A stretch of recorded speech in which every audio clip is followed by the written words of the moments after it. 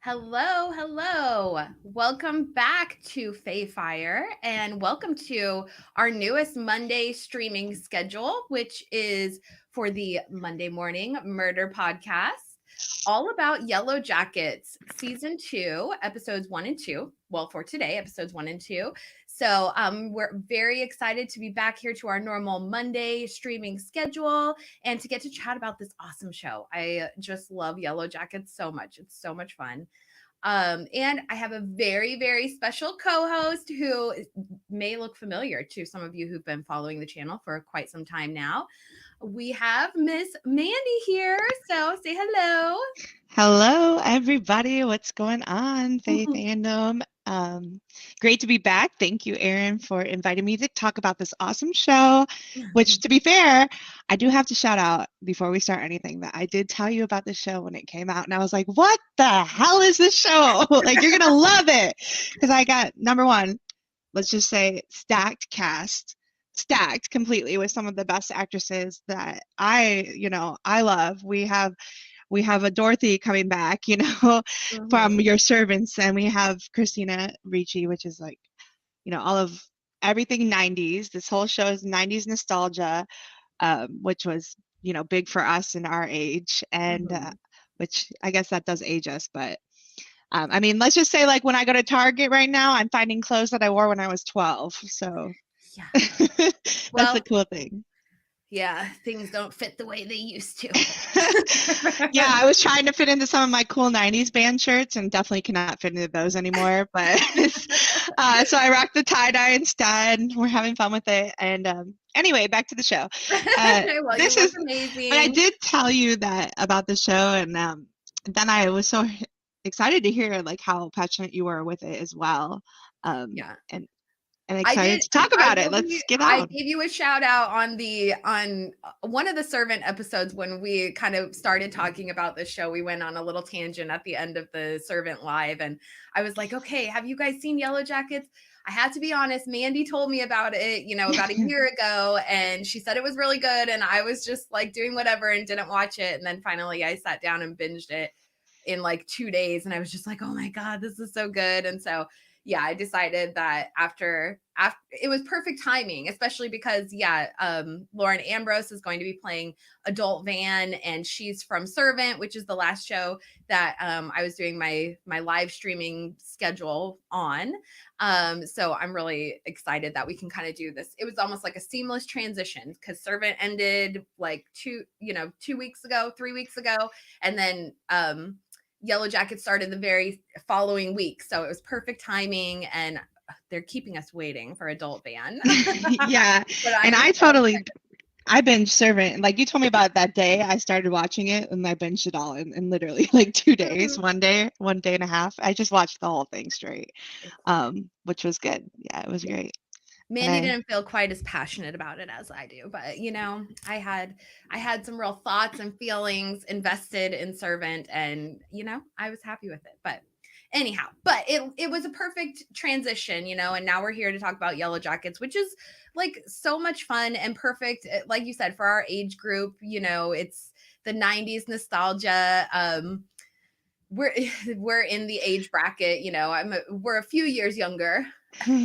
Nah. An older girl, but not Sure. really, but Well, I also love it too because I remember Alive that when I was a kid, I just remember like learning that, and I think there was some Barbara Walters special, like I think it was 7 or something that I was seeing stuff like that, where they had come out with the movie about the original rugby team that did it, and it was I guess as your assistant, I should be looking up and know these facts off the top of my head. But anyway, I always remember that so distinctively. And then when I saw this the first time, I had no idea what I was going into or watching or seeing, and it reminded me instantly of that. And then so I started like doing research about it and seeing all of the things. And then now we're, not only do we get it in the 90s with the flavor, we've got the strong female archetypes. We have a lot of symbolism with, a lot of history like witches and cult and Greek history. And I think the writers did just a phenomenal job putting things together, keeping the storyline going, keeping you interested. And at first it seemed kind of slow paced, but now we're getting into the meat. Let's just say after episode 2 of season 2. So that's what all let's the, go. you know, all the actors were saying. Episode 2 is kind of when it really starts to pop off, and boy, they did not fail to deliver. And you know, even with episode 1, you know, the ending of episode 1 with Jackie's ear and all of that, that had so much symbolism behind it as well. You know, I really felt like there was a lot of like Catholic symbolism. And we can look back at when Shauna was talking about her, you know, she went through like a phase of Catholicism because she thought the saints were so tragic. And then, you know, at the end of episode 1, she's sort of giving her confession in a sense to Jackie with all of, you know, her secrets with Jeff and just secrets in general, because Shauna is a very secretive person. And so she was sort of making confession, and then she like ate Jackie. And so it's kind of like eating the body of Christ, you know, very Catholic. And so there was a lot of symbolism there. But then in episode 2, we transitioned to this more wild nature, wilderness, you know, worship. And of course there's a lot of symbolism with Dionysus and like Pan and the Bacchae, which I had a really great comment in my video from last week. Someone recommended me reading the Bacchae, and of course I'm I saw familiar that with comment. Dionysus, but I haven't read every bit of everything. So yesterday I listened to the audiobook, or it was like a radio show kind of performance of the Bacchae, and it was really good. It was we'll talk about it a little more later in the episode, but there was definitely a lot of connections here. And then there I find a lot of connections, or I'm starting to see a lot of connections with Mists of Avalon, and kind of Arthurian legend and that kind of thing, the women from Arthurian legend. So which of course you guys know is totally my jam. So you know, we'll definitely kind of talk about a lot of this. We have a lot of stuff to talk about, to be perfectly honest. And so you know, we probably aren't going to get through all of it today. And we are going to start streaming every Monday. This is going to be your Monday morning murder podcast. We may end up changing the name, you know, it's not the most, but this is Misty Quigley's favorite show, to be clear. So in case you missed it on several occasions, including in episode 2, the back of Misty's computer, she's got a nice little flyer representing the Monday morning murder show. So, and we're interested, and this, the Citizens Detective, we're introduced to Walter now, another Citizen Detective. So exactly. Well, I don't think they gave us his name yet, but that's Elijah Wood's character. He's still what's his handle? He's he puts the sick in forensics or something. Yeah, for the sick in forensics. Yes. So okay, well let's start here. Let's talk about Walter. So what are your thoughts on Walter? Well, first of all, you had a really great one that you shared with me. So what are your thoughts? I don't know which one. We have so much conversation on this already. I know, we say the craziest stuff. Well, Walter, I thought interestingly, you know, the Hobbit sea feats, because obviously Elijah, like, I think they're throwing us some little snowballs and curves and Easter eggs with, like, they show Elijah's like feet and they show like his Hobbit kind of attire look, and well, yeah. So at first his Hobbit clothes, but then also, you know, he's appealing to Misty with his with, you know, one of her favorite thing about a man is their meaty calves, or their strong calves, or muscular calves, or whatever. I say meaty because she's probably eating them. So but also totally Hobbit garb. And if you are, you know, a Lord of the Rings fan, well then we're here. Like, I don't know, I have 2 Lord of the Rings tattoos. All right. So yeah. Okay. Let's see. So what do we think? Do you guys have any thoughts? Tell us your thoughts in the comments, in the chat.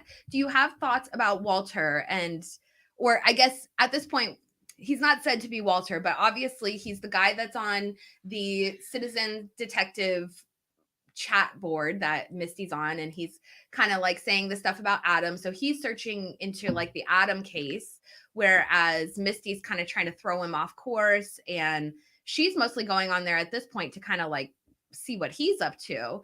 So do you guys have any thoughts, any theories, any ideas? it is said that Walter has 1 season arc. So he's only going to be with us for 1 season. And I have a lot of ideas about Walter, but you tell me, Mandy, do you have any thoughts about him? I mean, I just got a theory that they're going to eat him at the end because of those yummy calves. But I mean, well, one thing for sure we know is that none of them give a damn about trigonometry. So I just want to throw that out there. But we must never forget that about anything at any point when we are talking about things. I love trigonometry. It's like one of my favorite. I'm terrible at algebra, but I'm great at trig and geometry. But kind of, to me, they're opposite ends of the spectrum because trig always equals something, and there's always like patterns and recognition. And I mean, some of my background is I do visual arts, and so for me, that has always been just a good thing I think I'm good at. And then also one of my first major was actually forensic anthropology. So I do know quite a lot about forensics. So. And ancient myths and dead bodies and whatnot. So I love it. Mandy's a jack. She's a Gemini. I'm a Gemini. Yeah. So wait, we didn't introduce our favorite characters. So I feel like I'm a rock and roll Nat, but then I can be a Misty too. So I don't know which one, but we talked about the two of them together. Nat and Misty equals nasty. So hey. That's right. I think you fit into the Nat and Misty dichotomy quite well. I think it's also, I think you and I fit in it together too as like friends because they're the balance for each other.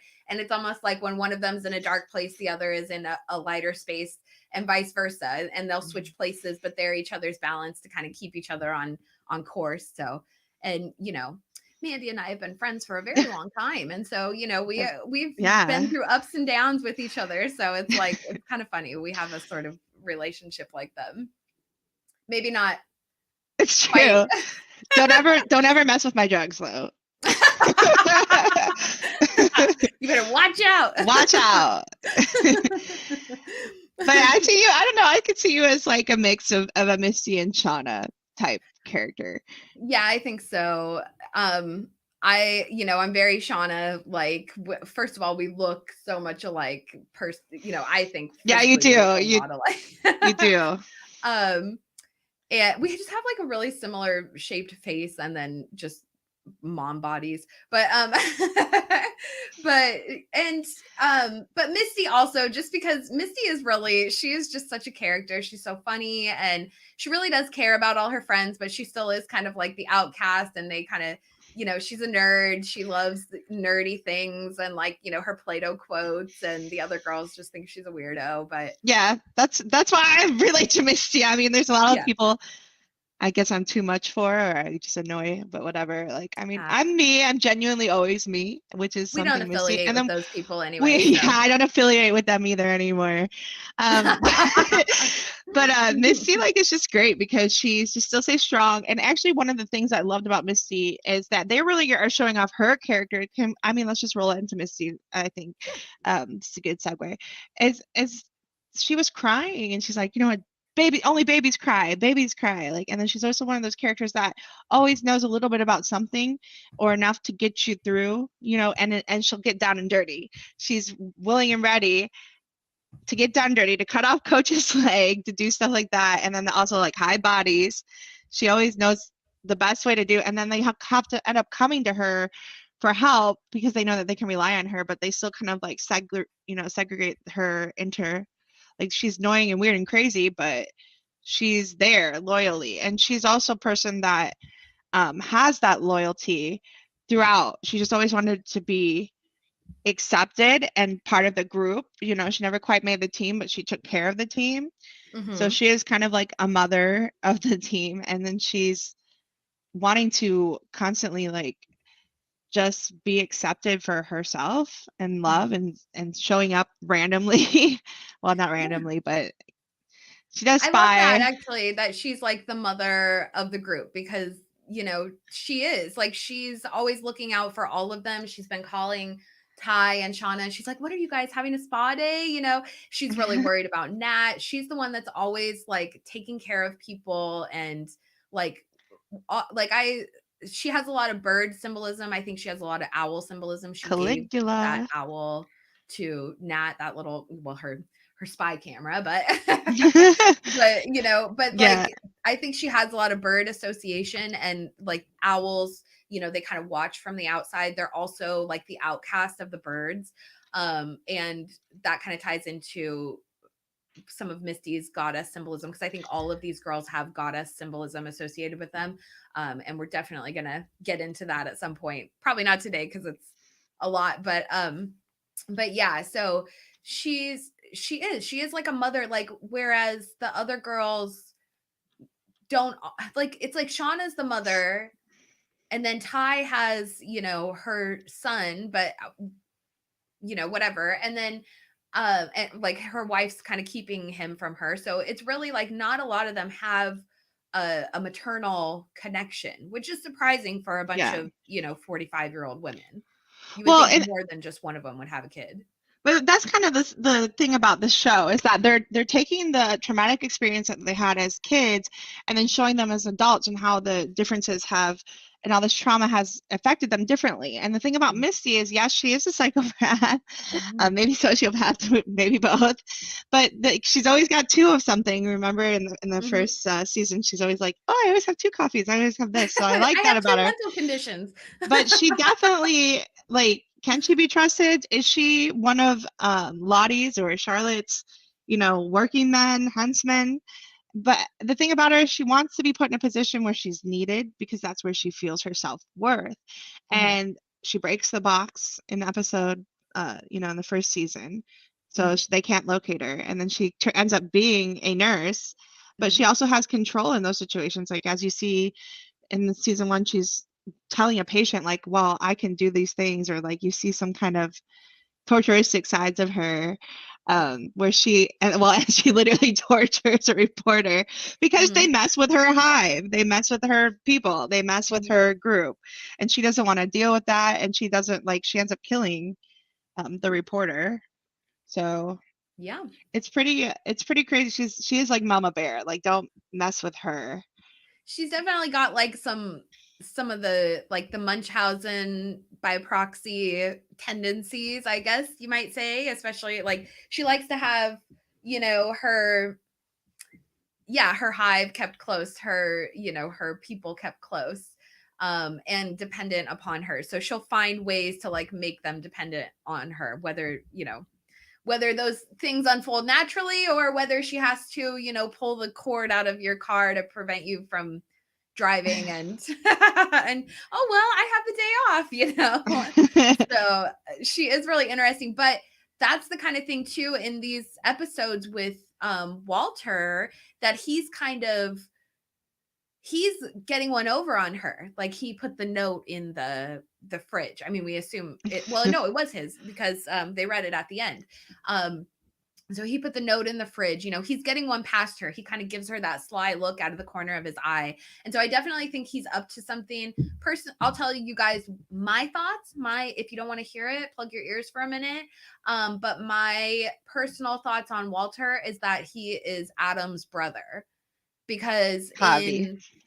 no, not Hobby. Oh, Adam's brother, yeah. Yeah, Adam's brother, the colorectal surgeon or whatever, the one that has the Aw. book called Anal, which I think is like a perfect title for someone that's going to be Misty's friend. But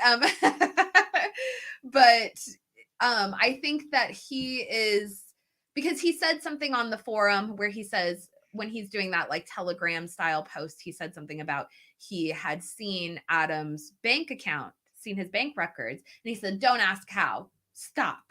you know and so I think that's supposed to slip past us. But if we recall back in season 1, we learned that when Nat was trying to find out about Travis's bank account, and they wouldn't give her any information because she wasn't his family, she wasn't his wife, so she couldn't get any information. So we've established that the only way that somebody can access in this, show world, the only way someone can access the bank account is if they're family, which is, pretty standard in real world as well. Yeah. Um, So I think he's kind of targeting Misty to figure it all out. And she doesn't know that yet, unfortunately. Hmm.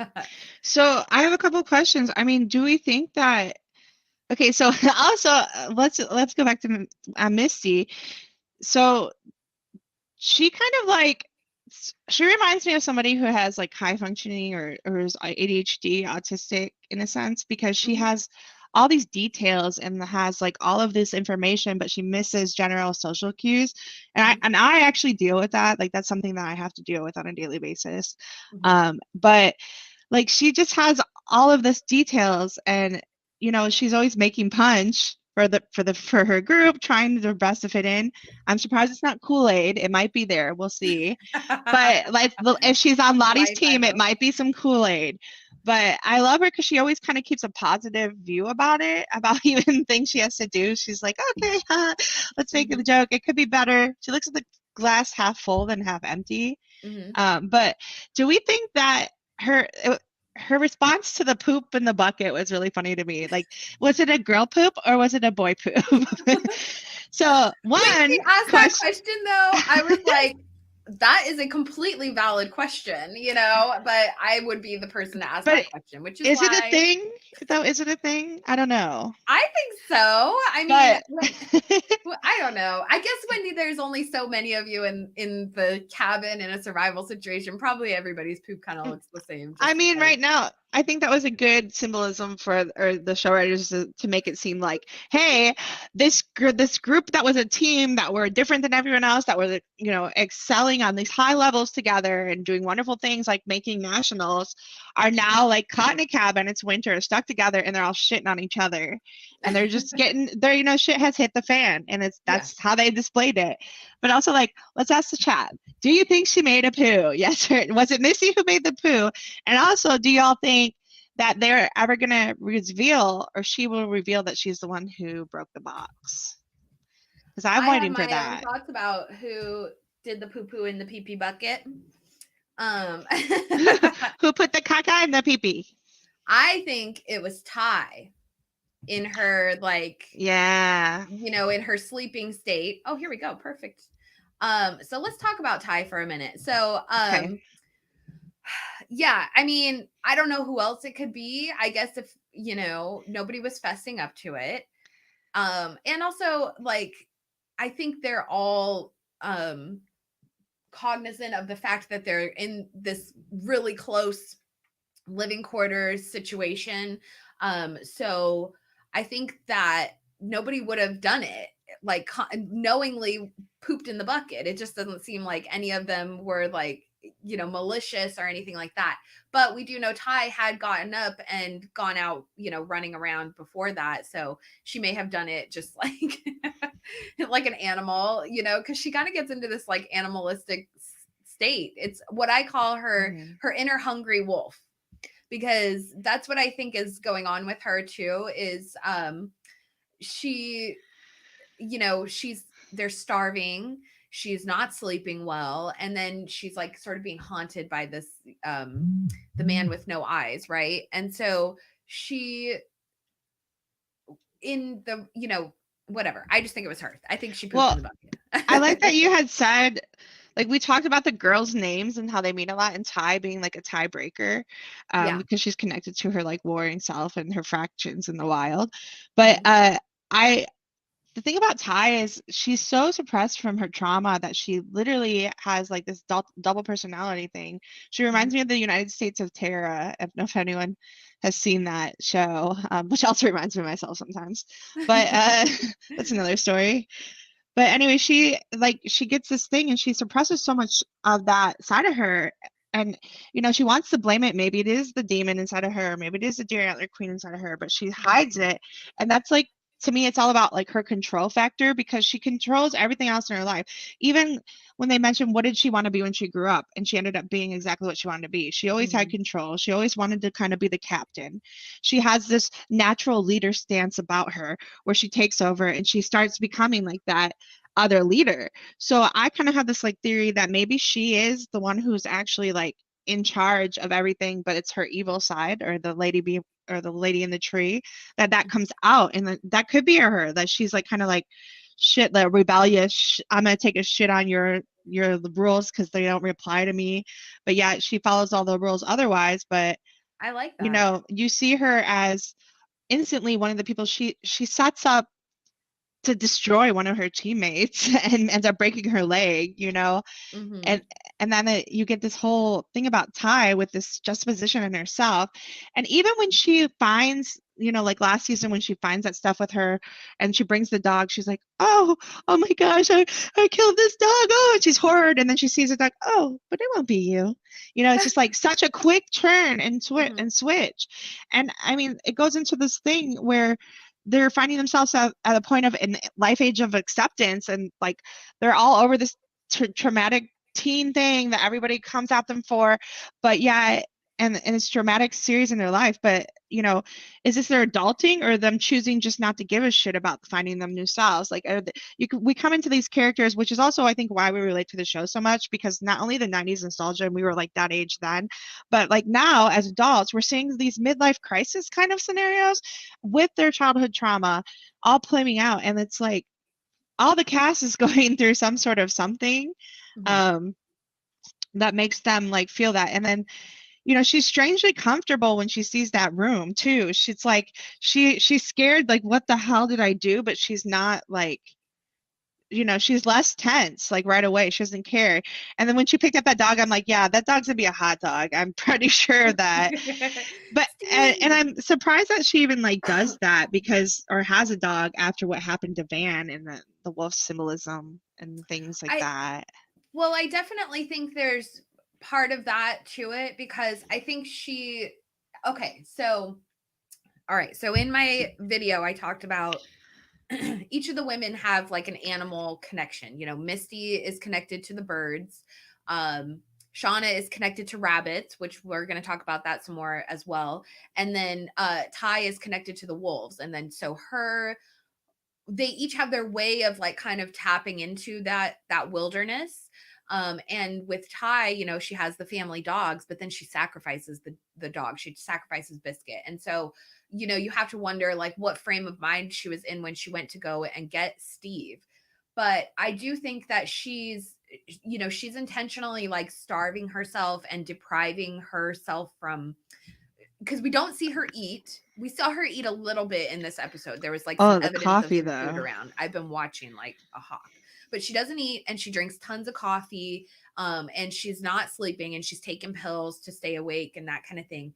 And so she's not functioning well. But personally, I think she does a lot of that stuff because she's trying to tap into her wilderness. And so she like sacrifices the dog. And so these are ways for her, because whatever power, and this may be something we have yet to see obviously, but they're going to be like conjuring up power, I think, is what's going to be happening the longer they're in the wilderness. And there's sort of this religious transmutation juxtaposition sort of imagery um with like the societal, like Christianized societal structure versus like this wild nature um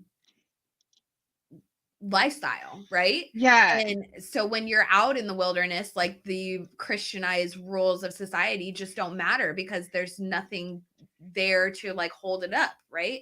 So Well, it's a difference of like like I was always making jokes about the concrete jungle we live in, but it's that survival. It's that, man versus nature, or mhm, God versus nature, or nature versus science. It's kind of like putting it they have a lot of undertones of all of that debate the whole show, but I mean, they are strong, and it took these teenage girls to be strong and form and do things that they didn't want to do to survive in those points. So, yeah, now that they're used to that and they went through that, it's like their whole lives, even now as adults, are kind of resemblance of the same thing, even though mhm, it's not wild in the nature, but like every day is wild to me. Like the yeah, people I have to live with, my community, the things I have to do. It still has the nature and elements of it. Like, what are we going to do? And it's even when you see Ty, like with the voting scenario, when she's being voted into office and she's, Mhm. you know, there's always a vote for her, but like votes in Congress, but like she breaks because she has no control over that. And Mhm. she says, she snaps at her assistant, well, you don't know me. You don't know nothing about me. Yeah. And it kind of like puts in this dualism thing that she's going through. So yeah, and she also, like, another thing that got me is when we find out she is the woman in the tree, or lady in the tree, like Mhm. she was bullying her son, like Sammy, Sammy, Sammy, Yeah. and bullying the weaker of has been something that she's always done, like This is getting the kind of freshman's weird. leg broken. Yeah, Yeah. like what's the reason behind that whole thing with Sammy? Is it like she's guarding him, or is it like she's taunting him? Is she trying to lure out some sort of inner wildness in him and sort of make him her minion in essence? Or someone to potentially like how okay, so if Ty is haunted by the man with no eyes, then when and she sort of inherited that from her grandmother because there was that scene with her grandmother when she's a child and we first see the man with no eyes and so it was like the moment her grandmother died was also the moment that Ty became sort of haunted by this demon like spirit. And Hmm. so is it now that it's preying upon Sammy because he's next in like the family line and this is like an inherited sort of like curse or something of that nature. I think so. I think that Ty is like really the only one who has an inner darkness per se. Like the girls always talk about having a darkness inside of them, but I don't think it's necessarily darkness as much as it's like a survival instinct, right? Whereas Yeah. Ty is actually haunted by a demon like spirit that's following her throughout her life that she can almost like tap into, but is also trying to like maybe take her life. I don't know if it's like feeding on her life force or what.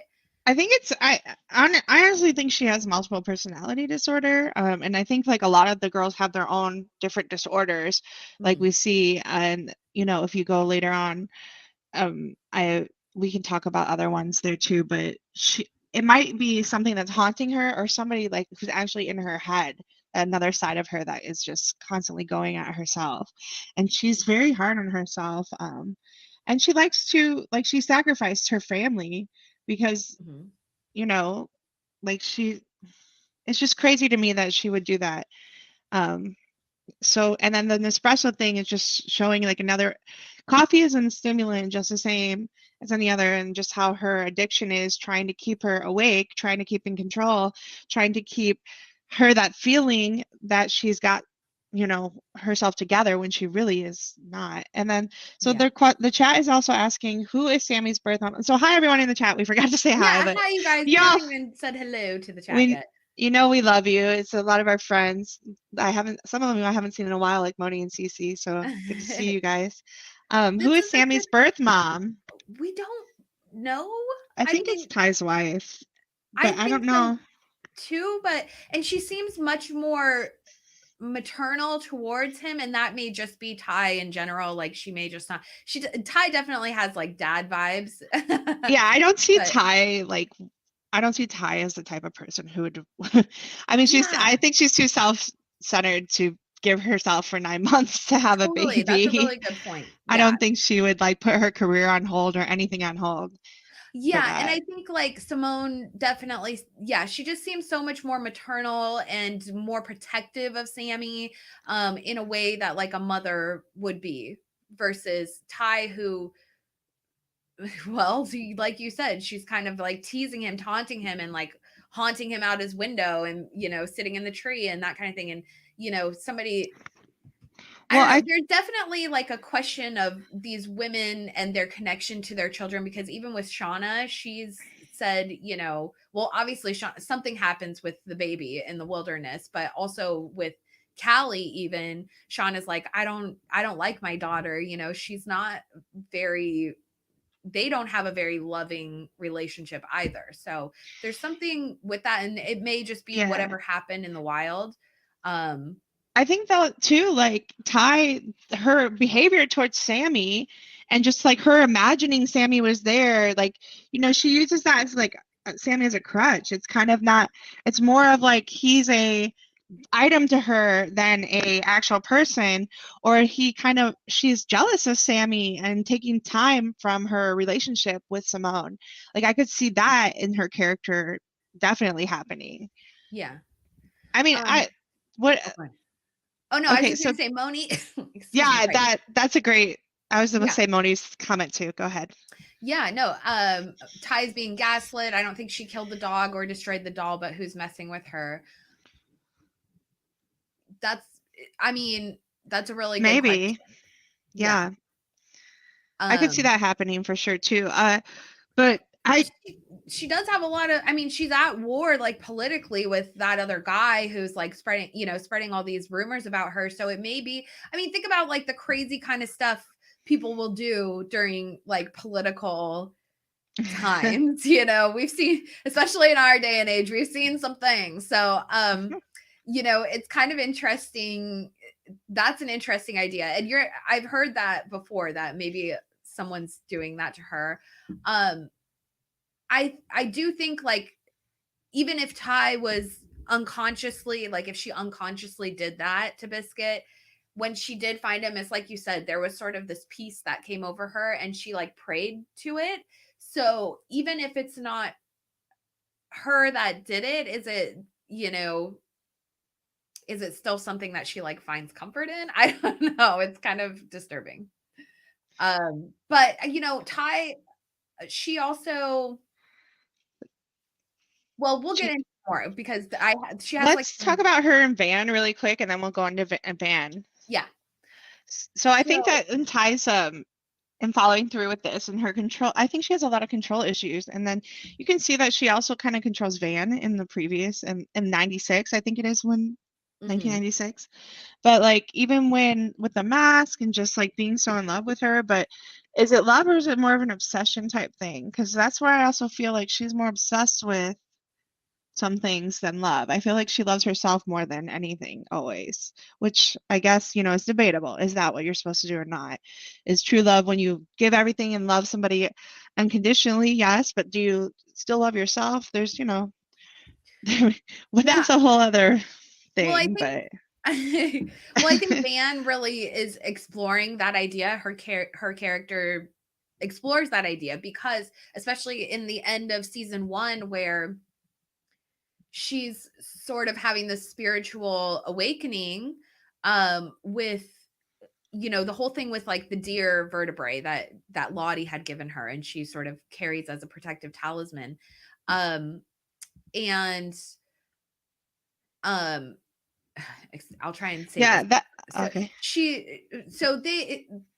they I feel like they're exploring this idea of, Van standing up for themselves. I'm sorry, I'm trying to like say Or this having politically having correct. an original thought that isn't hers. Yeah, and still wanting something that is for herself because she has found this internal belief that is connected to the wilderness, and it's sort of her accepting her wilderness. This is what I say, like it's almost like a Christ-like symbolism where you accept Jesus into your heart. Well, they accept the wilderness into their hearts. Is kind of how I view it, because once they accept that wilderness, then they're, now we're in cannibalism territory. Now we're in, it's all Mhm. survival. They've forgotten about regular societal rules. And I mean, honestly, after 6 months or however long of being in the wilderness, you would forget all it. It doesn't take long, to acclimate. Our human bodies are designed to live in that environment. That's how we lived for thousands and thousands of years.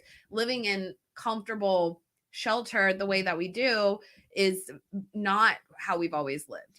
We're very Yeah. privileged. And so I think with Van sort of exploring that idea, she's accepting the wilderness into her heart, but is Ty there? It doesn't seem like Ty is there and in that position where she's accepting it. And it doesn't necessarily seem like she's still expecting to be rescued by any means. Like, I think she's given up hope of being rescued, but I still think she wants to keep a semblance of structure or rules or just civility amongst them Yeah. as they're out in that situation. Well, it's also like, Van was almost being alive by wolves and being attacked like that and almost Mhm. dying where they thought she was dying. Even in death, I mean, even in death, Ty was still trying to control like burning her alive, and she's like, "Burning me, really, Ty?" Like, but like Ty is very controlling, like I said, and Van has given up something to believe that hey, it's not in our control, and Ty doesn't like that because she was the center of Van's universe before, Mhm. and now she's not. She's Van's trying to do that thing by herself, and I think that also like when we're going to get her in the season, my prediction is that she is going to be like into Lottie a lot and into like that openness, but finding that group on that side where or something maybe will be revealed something that Ty did in the past to make her switch drastically or Yeah. lose total respect for Ty. But again, she's like in that situation where she's almost dead, and when you go through those kinds of situations, things don't really you don't see things the same. The things that did matter before don't matter, and Mhm. you do want to have a spiritual connection, whether it be like through Christ, through God, through the woods, whatever you Mhm. want. You need to believe in something more. So Yeah, that's I think, there's I talked about this in my video where it's like if you accept the wilderness, they showed in a trailer for season 2 Van having story time, and they say once upon a time there was the wilderness, and it just wanted new friends, it wanted to make friends, and it waited and waited for people to arrive, right?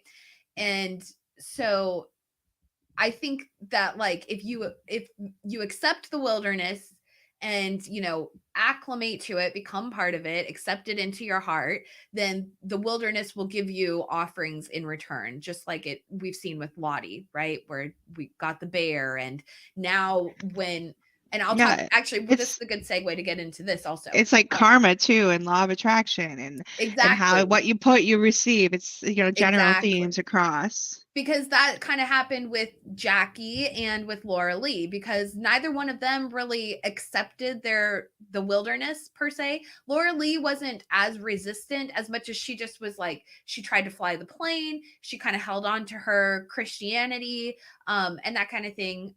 Although she did impart some really important lessons on Lottie, who sort of transmuted the ideals. So but with Jackie, she just flat out was not accepting her fate. She stopped eating, she didn't help around camp, she's like not she just did not want any part of it. She didn't like it. And so and then she ended up, the wilderness got her, the second it got a chance. She was out there alone, and here comes the snow. So I think that the more that these women sort of accept their fate and become part of the wilderness, then they, they become more animalistic, and the wilderness blesses them. And like you said, kind Mhm. of like the law of attraction. I Yeah. do think that in this episode in particular, when it comes to Jackie, because like I said, after Doom coming in particular, here, let me pull up another picture. Um, After Doom coming, that's when the bear arrived. And so they had meat from the bear, because when they were all on those shrooms and running around, Lottie's like, we're not going to be hungry for very much longer. Well, now this time they're going to cremate Jackie. So, number one, they're sort of giving a body to the forest and, this funeral pyre, which is sort of a magical energy in itself. But also, we had the whole situation with Nat and Travis. Okay. And here's my thought. All right. So buckle up, friends.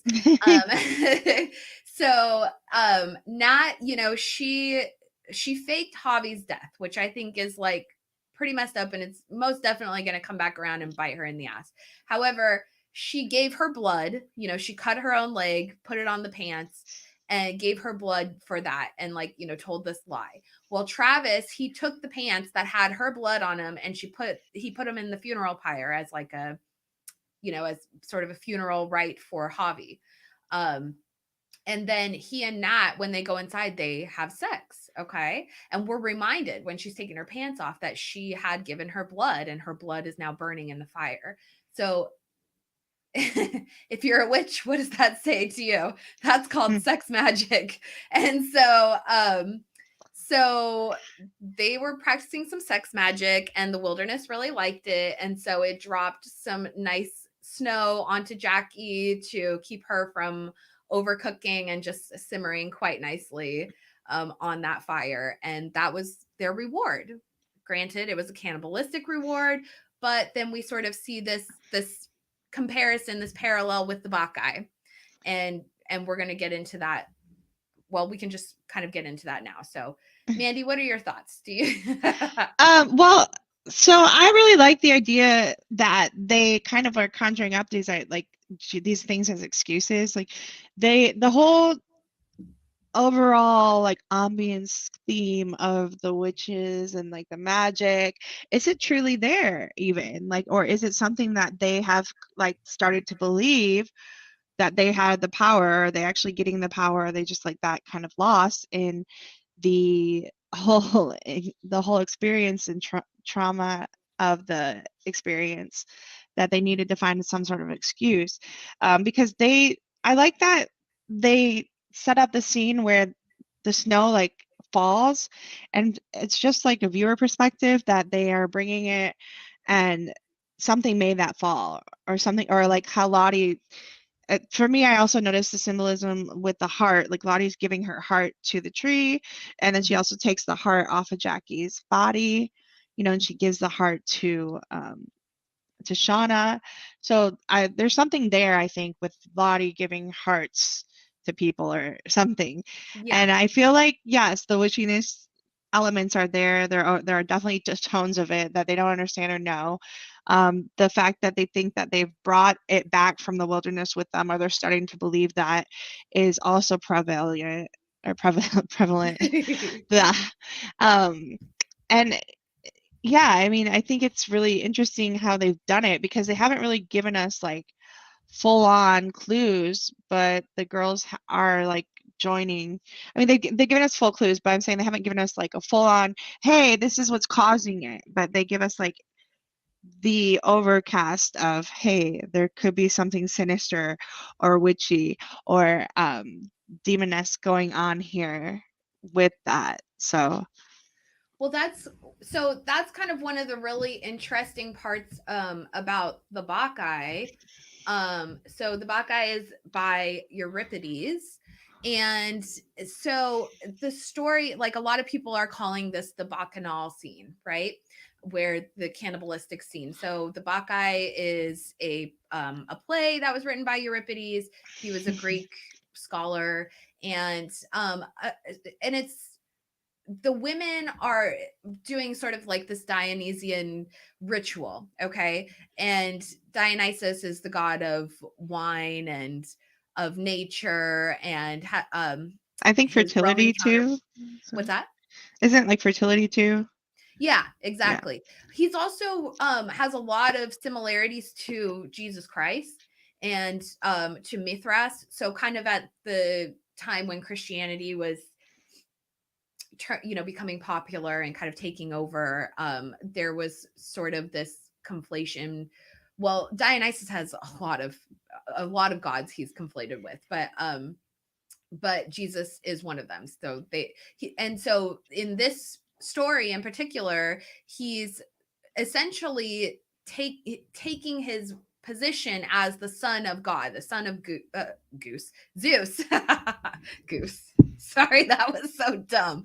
Okay, so he's taking his position as the son of Zeus, and he's telling, sort of the world that he's a god. And Dionysus came a little bit later. He didn't come at the same time as the other gods. And so he's traveling to Thebes, which is in Greece, and he's trying to tell this king there that he is a god. And the king is like, well, you're not this god. I am this god. I am the king of this land, and I rule over, the wildness and all of this kind of stuff. And Dionysus is like, well, I have like these women who will tell you otherwise. And so the women have been sort of traveling through the wild, and there's been sightings of them, and they have Dionysus staff, which is wrapped in ivy, and when they hit the ground with it, wine springs up and milk springs up. And but also they go and they like attack animals like cattle and that kind of thing. And so the people are really kind of afraid of them because they don't know, are they going to come for us or what? So there is a whole scene. I was going to read it to you guys, but honestly, it'll probably take a little bit too long. We're already 50 minutes in, but it is kind of interesting. So with that to consider, like they have this whole feast where they attack this cow in the field and they rip it all apart. And then later in the story, they get the king and they rip him all apart. And what's really interesting is one of the leaders, there's 3 women who are leading the bacchanals. And they, one of them is the mother of the king. So when they rip apart the king, they're so ecstatic and like lost in their sort of Dionysian frenzy that she doesn't realize that they're actually like ripping apart her own son, who is the king, and she sees him we as a see that lion. in Britannica too. I just want to shout out to that because we covered a little bit of that. Yeah. But anyway, So similar scenes. and so she comes back and she has his head, and she's like, she puts the head on the wand, I believe, or maybe just on a spike, and she, in her frenzied mind, believes that it's a lion. And she goes back to the city and she goes to her father and she's like, I've killed this lion and yada, yada, yada. And she's all proud of herself. And then finally, her father kind of talks her down off the ledge and he's like, yo, look at that head. And then it dawns on her, oh my God, this is my child, and she comes out of that frenzy and then she's sort of sent away because she's a mad woman. And so there's kind of like these interesting, like, ideas being commented on through that story. Is it I don't even know. It's there's a lot of like trailing into that, or like there's a lot of symbolism and little nods to that story as well. And I think that we, like, looking at the bigger picture with it, is like cannibalism is, if you want to get into it too, I think that I've heard that cannibals refer to, I guess we're going into the cannibalism scene, we're there now, but cannibals are referred to humans as like the long pig, the fat pig, so that we're like just like pigs. And I love that they use the whole Greek scene to kind of disguise, hey, we're doing this terrible, horrible thing, but yeah, here we are, and it was them masking and kind of like a good play on, hey, this is how we hide our trauma again. And then also going back and forth with that is then it turns into like this gluttonous overtake where they're just eating and like things are spilling out of them, and they're teenagers who don't even have control of themselves yet or have no control, and then showing that weakness, how they have no control in their starving nature. It's the starving nature of man and human. But there's so many undertones with that whole scene, and I think we're going to get a lot more of it. I hope we do, that they keep playing on it and they keep kind of bringing up things like that are reminiscent of the stories like you just told. And I also think when I saw that, in a witchy occultic perspective, like when you eat somebody, you eat like the eyes of people, you can see things, or when you take their powers, you take their soul. You can go back to Hansel and Gretel if you wanted to, trying to just eat for eternal youth. And if you look at like this whole neurotic thing with Jackie and Shauna, and just Shauna being jealous and wanting to be like Jackie anyway, and she has like this fantasy that she wants to be like her, trying to do the makeup, trying to do these things. And there's like this movie too that it reminded me of with like Ellie Fanning, or Elle Fanning, not Ellie, the younger one. The Neon Demon, I think it is, where she's a model, and they show this like dark, psychological horror film about the underlines of modeling and how they eat other models for their good looks or the eyes or something in her eyes, they say. So it's like there's all this fascination and jealousy that kind of comes with that. And it reminded me a lot of this scene with Jackie and her, because the fascination and jealousy kind of thing starts in the meat shed, where Jackie's like, but you really just wanted to be me, like, let's be real, or Mhm. that's not the kind of food that you're looking for, but you don't want to eat that, you want to eat me, like you need a deeper connection and soul. And Shauna always is looking for that deeper connection and soul of herself, or trying to understand herself better. um and we'll get into Shauna in a little bit, but it's just that whole scene when you eat someone is crazy, and I can't wait to see the next episode where we see like how they finally unravel, or what they realize what they did, and they come to terms with it. So, Yeah. well, which I think they haven't actually come to terms with it, which is why we're seeing all this, trauma later on, and which is the whole storyline. But how they mask it is what we're going to see, or how they're like justifying themselves. And Shauna has always been the person who justifies everything she does, or she will keep the details from people. Like she doesn't say that she's married right away. She keeps her details to herself always. So, Yeah. you know. Yeah, it's on a need to know basis, and unless you know the the code to her safe, then you don't need to know. Um, Yeah, where were all the Snickers? Cece says.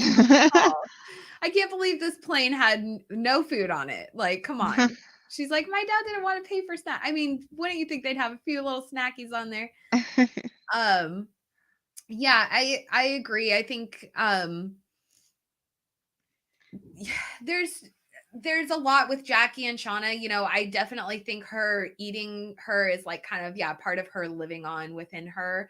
And that's really important for Shauna. I think Jackie, dead Jackie had some really interesting points when she's saying, yeah, Let's you talk wanted to about that.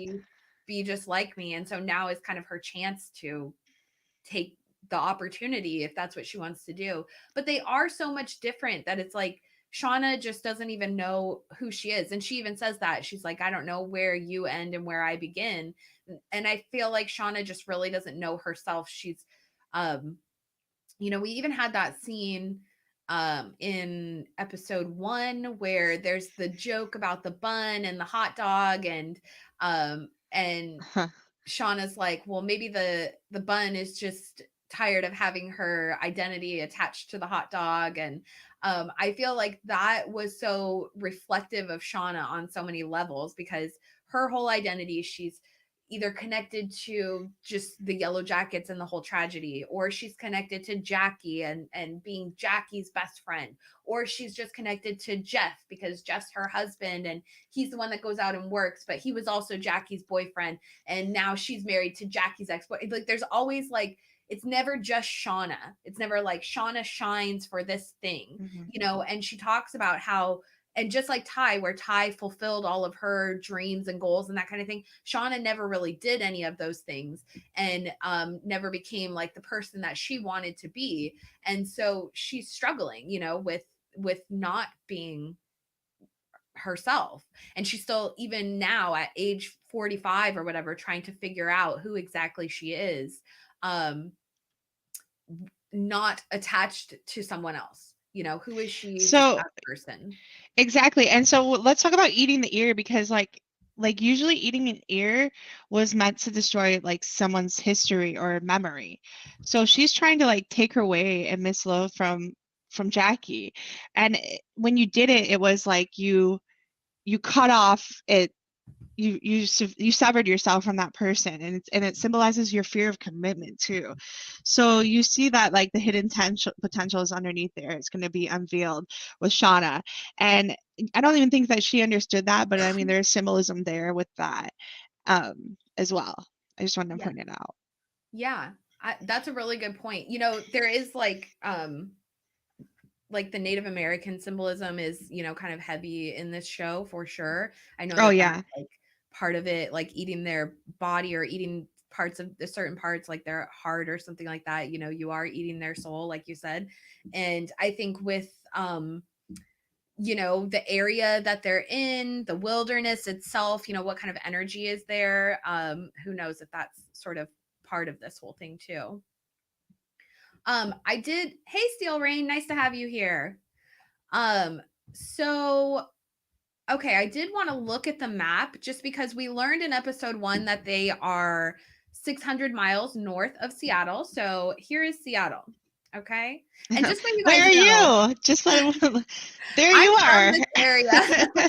I'm from north of Seattle, and then now I live in Southeast Alaska. I live over here. I don't care if I tell Lower. you guys. Trust me, it's a really big pain in the ass. Right there, right? Oh wait, you can't see my pointer. Yeah, Mandy's way yonder. But I'm from Upper Michigan. So. True that. You can handle your cold. So I'm cold as ice. So willing to sacrifice Jackie. So I live 850 miles northwestish of Seattle. Okay. So if we're looking at 600 miles north of Seattle, I'm guessing we're right in this general vicinity. Now, I will tell you guys, as a person who is from, again, this whole Pacific Northwest area, this is BF nowhere. Okay. I say Dawson's Creek. Yeah. 90s nostalgia. What? Totally. Actually, good point. Although it's not the same one, but.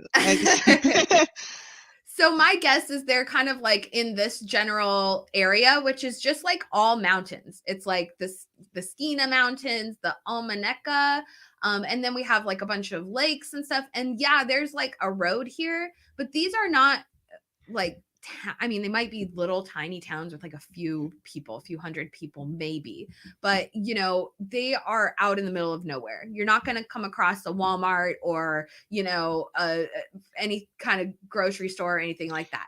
So what I was taking from this as I was kind of studying it was like they're trapped in sort of just surrounded by mountains. So even when Travis and I will tell you this as a person, that if you're not hiking on trails and you're out in this kind of wilderness, it's so dangerous because you can lose your way so easily. These trees and mountains are so dense.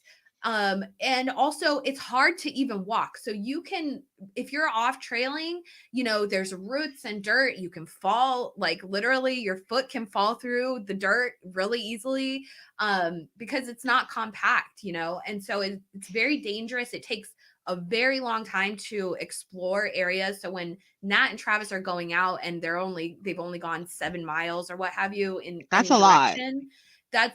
It's probably taking them quite some time to even just get 7 miles,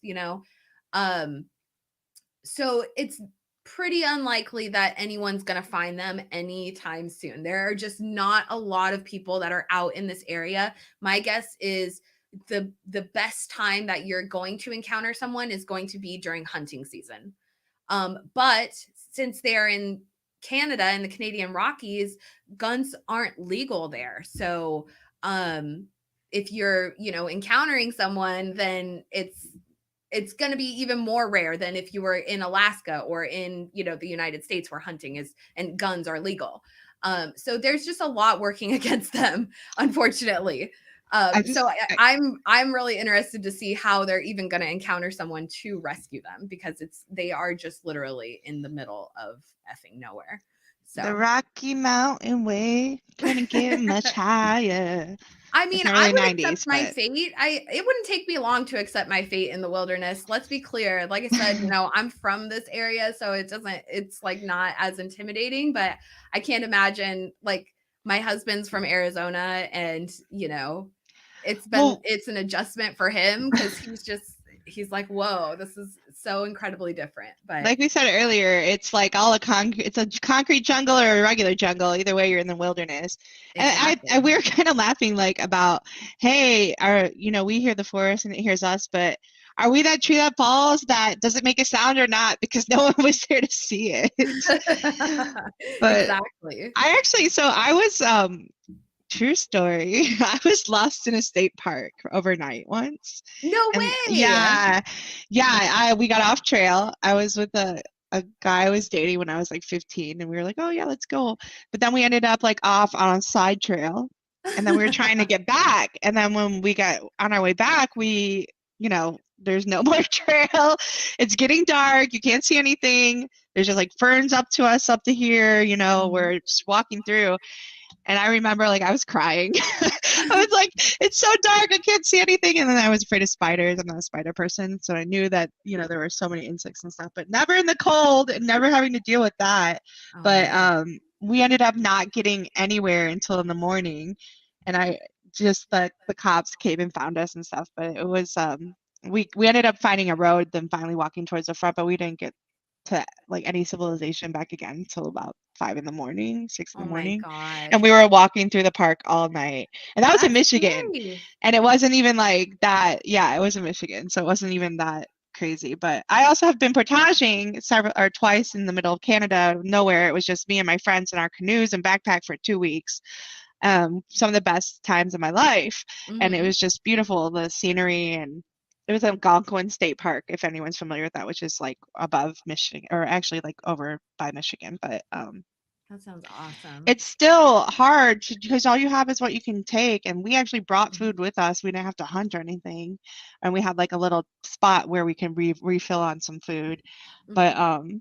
I couldn't even imagine that kind of trauma. And then also, like you said, just not having that optimism anymore Mhm. from being saved is another level. So Yeah, I mean, it's kind of like what Lottie said. There's no such thing as false hope. There's only hope.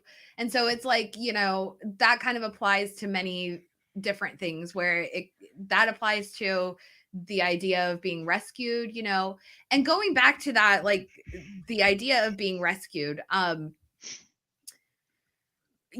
well, seems. Ty doesn't like it when Van says to Lottie like, "Oh, let's," or Van says to Ty, "Let's talk to Lottie," or let's. Ty's like, "No, I can rescue myself," and she tries to go rescue herself, literally. Like she doesn't. Ty does not want that to happen. She doesn't want to be controlled or give control to anything Yeah. other than what she can do herself. Well, there's a So lot of freedom, in the wilderness, right? Like you can, like Ty doesn't have to, she can look after herself. She can be that kind of leader in a different way. And the same with Lottie. Like Lottie back in society, she had to be medicated because she had these like, this sort of foresight that I happens. think And she's schizophrenic, is what yeah. I think.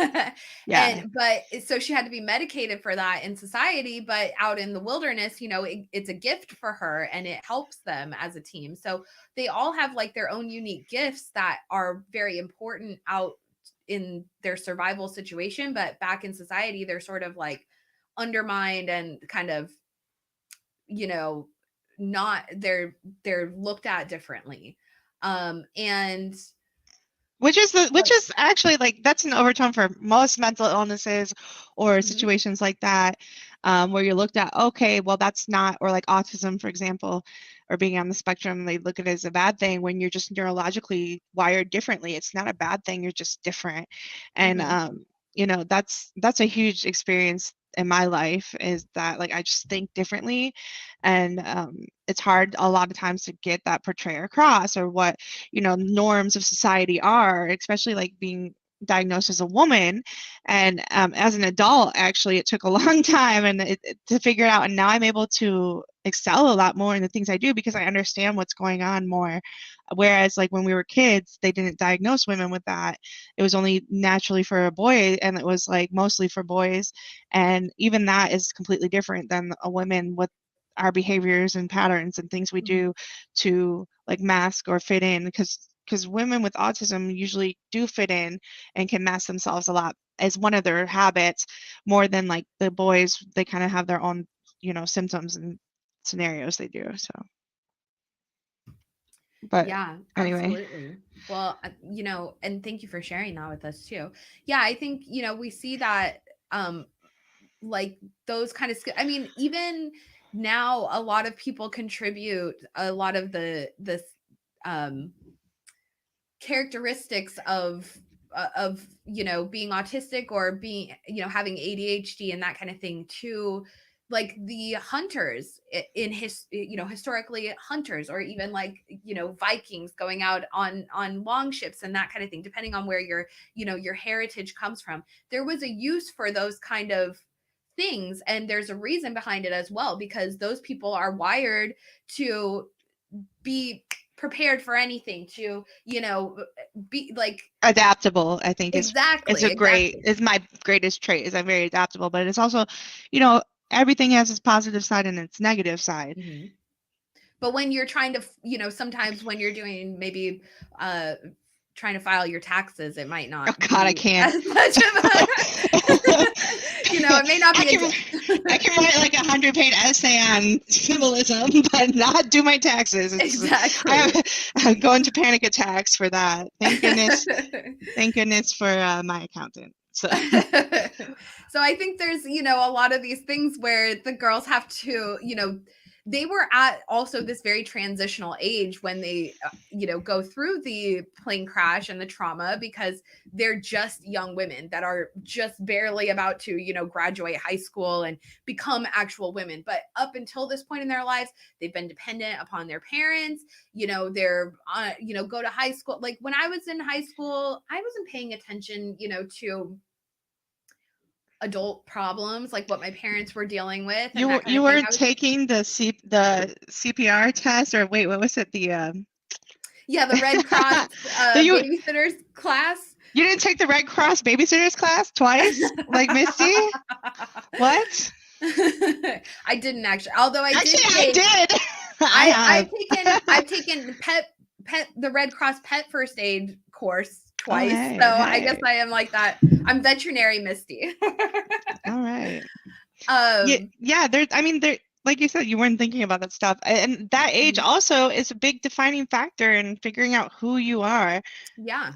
As a person. And like this traumatic experience has really railed in some traits and things and personality disorders and traits that they have that have affected them all their life, or they've masked throughout their adulthood, and that it's coming to hit the fan because things are stirred up again and the pot is stirred, and with the deaths and the new traumas that are bringing back the old. It's just such a great show, the juxtaposition and going back and forth.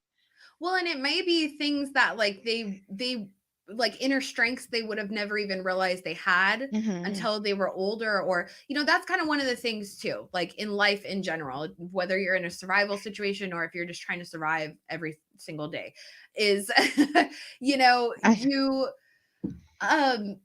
a lot of times when these hard things come up and life is so hard and things are terrible, it's like those things are presented to you to teach you a lesson. And yes, that sounds very like old lady of me, but yes, those hardships come up to teach you a lesson and to make you a stronger person. And so it's up to you to figure that lesson out and become that stronger person. And so it's the same thing with the girls when they're tossed into the wilderness. Now you have to come up with this solution to survive, otherwise you don't survive. And Jackie's the perfect example of that, because she just wasn't able to come up with this idea of how she wasn't able to adapt like that. Survival of the fittest. Exactly. And so, that's why, you got to take hardships in stride, and just, it's the tide goes in and the tide goes out. And sometimes things are good, sometimes things are bad. And you just kind of have to roll with it and learn from it. And also, but the girls, they gained these strengths that they may have never otherwise gained had they not been put in this situation. Not just strength, it's like their identities, because Shauna is the one who what's it called, takes apart the deer, or the she's the one with the knife, slaughterer, I guess you might say. But then Jackie tells her, you're the one with the knife, and so she has that, and Misty falls into that role where she's needed to help with the healthcare and help with those things, so she ends up being a nurse, and Ty ends up being the political debater, which says she is, and you kind of have this and that even a lot of her stuff that she talks about, and through her through going to all these places for help and doing all these therapies for her, she's like, well, the one thing I was good at is holding a gun. and that's Yeah. how she identifies with herself. And Mhm. so they not only the teen mind is so influential. You Mhm. know, they follow a lot more and they're learning still. They're just picking up, and then but they're at a higher level capacity wise than like a 10-year-old. But they're Mhm. still learning and they're still growing and they're still taking information and creating that self-identity. So they, through their traumatic experience, have created these self-identity distinctive figures and distinctive things, like Nat with the gun, and that's all she's good at. You know what I mean? But Mhm. she forgets that she can be more, and it just kind of sucks because once they get back in the real world, they're so used to, for whatever 18 months or that however long they were out there, that was what they did. That is their identity, and it's part of their Mhm. like nature through the wilderness. Absolutely. No, I agree. It's been so hard for them to it's almost like arrested development, really, like where Yeah. they, they're trapped in, because they were evolving so much. And I think they probably felt the most alive while they were out there in the wilderness, and then coming back, we see that quick scene of them being rescued, and it almost looks extremely traumatizing for them to be back around so many people in, They like don't you get said, it. yeah, the concrete jungle. They're at the airport, SeaTac Airport. It Hmm. doesn't get more concrete jungle than that in Seattle. It's disgusting. Yeah. And so, they're there. There's people all around them, cameras flashing, all of this kind of stuff, and they're completely out of their element again. And so now they have to go back to surviving. And this is a whole new trauma in itself, because I guess, once you accept your fate and that you're going to live and die and be out in the wilderness, and this is your new normal, then Mm. it's it's got to be just as traumatizing to be taken back out of it and thrust It's back into really, society.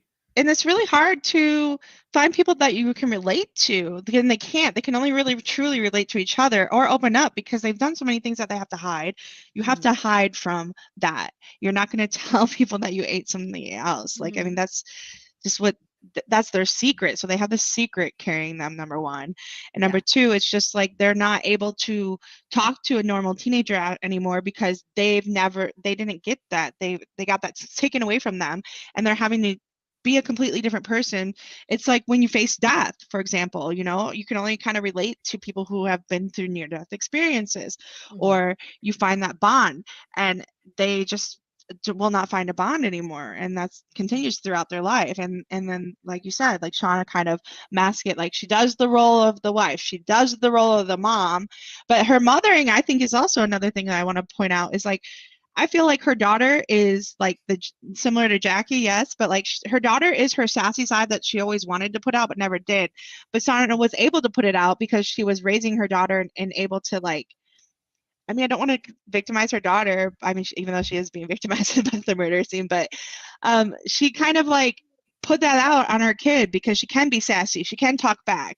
Whereas Shauna in real life doesn't really talk back that way. Whenever people confront her, she's like, I didn't. And she'll stab her and stutter. And she'll be like, well, I don't know. Or like, but you, bitch, you knew you ate it. I'm sorry, you knew you ate the ear. You knew you ate Jackie. No, don't keep her coat on. And she'll do whatever she has to do to cover up the bigger explanation of the people finding out what she really is or who she really is. But she Mm-hmm. didn't do that with her daughter. So now you're seeing like her daughter come out, you know, and her daughter's like, the only way of healing yourself is numbing yourself into oblivion. And Yeah. I see all these qualities that are the inner Shauna wanting to come out. Um, I like and that. then it kind of irritates me. Shauna irritates me. I'm not gonna lie, but like she plays victimized by her daughter. She's like, I don't understand why my daughter hates her and whatever. But Mm-hmm. it's like that. It's that strong, like fu side of yourself that you can't really put out there. That's coming through their daughter, and I think Shauna, the reason she has so many secrets is because like that is her way of controlling, just how Mm-hmm. Nat and has her own way of controlling with the gun, and you see that with her father. Nat's storyline with her father is that was her sense of control, is that she had to pull out a gun, and so that is her identity. And with Mm-hmm. Ty, her sense of control is pulling out the political side or doing what she says she's going to do, or just not following Mm-hmm. others. But like Shauna's is that she has her secrets, and her secrets are her way of controlling, and it's a sense of making her believe she's smarter than the others in a way. Like I feel like she feels like she has one up more on people more intelligently, and then you start to get a little context clues like how she went to Brown and you know, like little things about how smart she is, but she doesn't take the reins on that like Taisa, or doesn't use it as a power thing. She uses it as something to stop her. Like, she still pushes herself back into like that masking of what she has to do as a mom and what she has to do as, lets her husband take the role, which I hated Jeff at first, but now I love Jeff. And I speaking of like spiritual things, WWJD, what would Jeff do? Because after all of season Jeff one, is a very good moral compass of the show. He is like, and he is that standard traditional "let me be the man" role. And then so you see that dynamic in the first season, and now in the second season when they're opening up, and finally did they open up, and he says to Shauna, "Hey, our relationship was built on secrets. That's the best thing we have." And then so they're really opening up to their true selves, and Jeff let Shauna do that.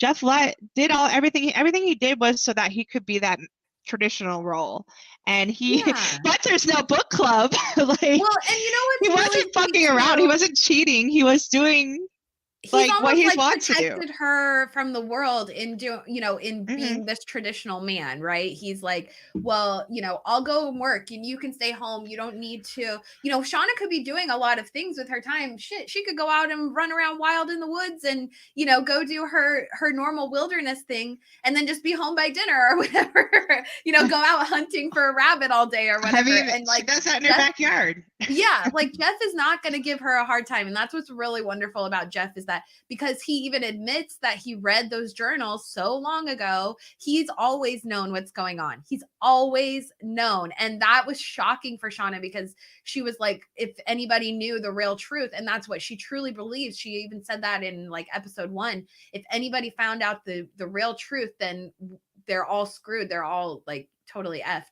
And, but Jeff has known, and that's the thing too, like with Shauna and her secrets, her journals are almost like a comfort blanket or something like that, where it is her like source of power, her secrets, and they are something physical and tangible, and she keeps them locked in a box and it's in her closet and it's in her house and nobody's ever going to see that wildness. It's her sense of control over the wildness. And I think Shauna, her biggest thing is she feels, especially, and I think we're starting to see this because we even see in the trailer for the next episode, they say, Shauna says, I feel like things are getting so out of control. And I think that, because Shauna is the first person that ate Jackie, she's the first person that does severed by the ear. Yeah. Then she's sort of the mother, like giving permission to the offspring, right? And so I think when she feels accountable for how out of control things are going to get, depending on what we see next. And so well, I think she likes that though too, because Shauna has a self-deprecating personality. I think that's her disorder, is that like the PTSD has pretty much caused her to be stuck in her teenage years, and she likes to flirt with disaster. Not just that, like, I mean, when we're introduced to Shauna in season 1, she's jerking off to a picture of her teenage daughter's boyfriend.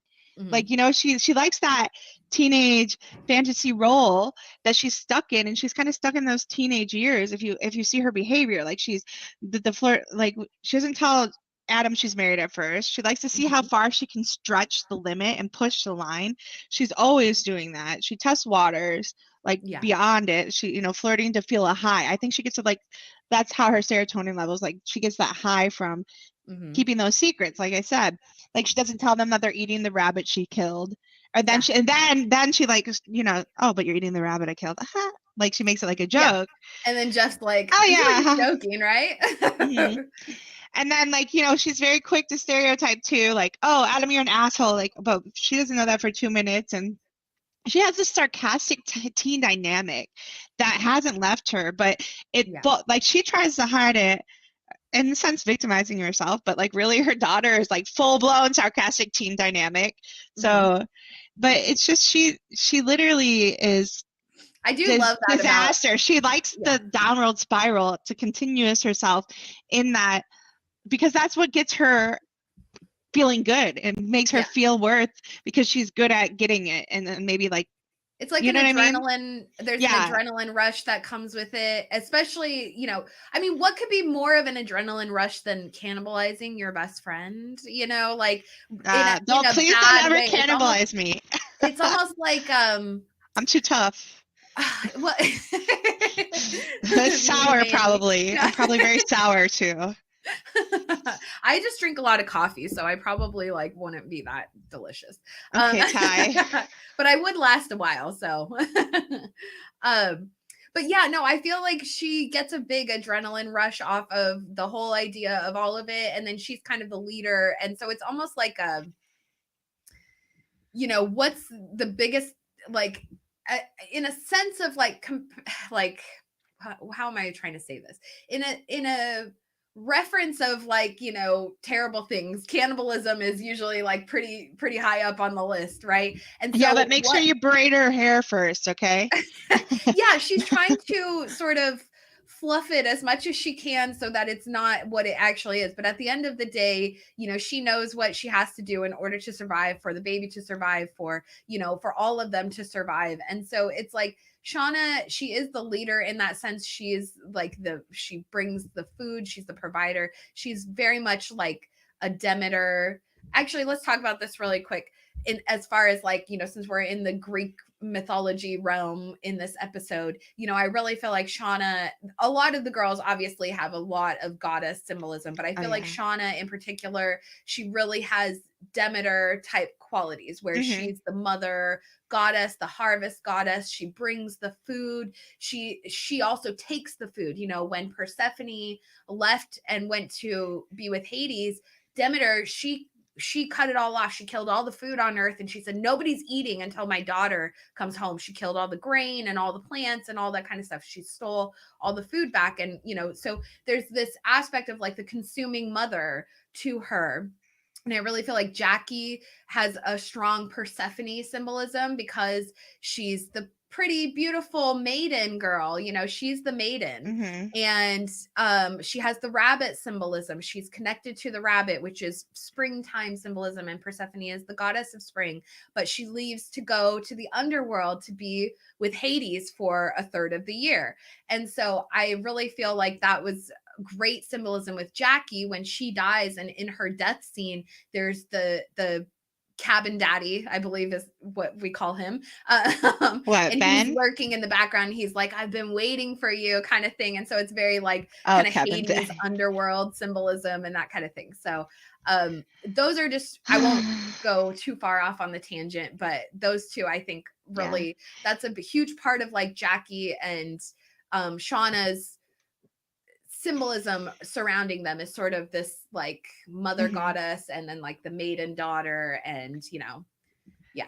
And even when Jackie's like got her hair braided in this episode too, it's very much like the rabbit symbolism, her floppy ears. So, and also like the makeup and the caboodle, 90s nostalgic. But it is like that whole, if you look at it too, like with Britannica and like in the old days where or witches, where you prepare your sacrifice, like you have to prepare it in a sense. And I think that, whether she was doing it subconsciously or not, which I don't think she was, but we see that a lot of things that they're doing, like Jackie, getting rid of her virginity and the things that could be tied to witchcraft things, and ideas are played out, and they're not really even knowing they're innocently played out, but it's stuff that empowers it. And Steel 10 Rain, or Steel 510 Rain, is also bringing up how they said that when you eat someone or eat an animal, you take their spirits too, which we had mentioned about a little bit about earlier.